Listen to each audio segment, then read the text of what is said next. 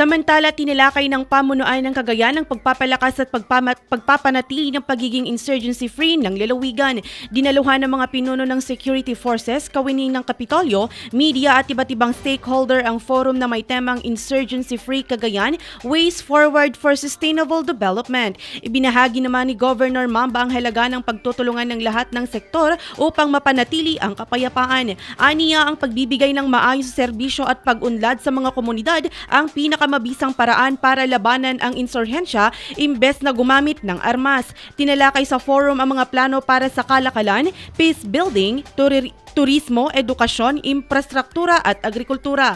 Napagkasunduan din ang pagbuo ng isang technical working group upang tutukan ng mga pulisiya para sa seguridad at pag-unlad ng probinsya. Matatandaan na formal na idineklara noong November 2024 ang Cagayan bilang insurgency-free, isang deklarasyong sinuportahan naman ng Sangguniang Panlalawigan.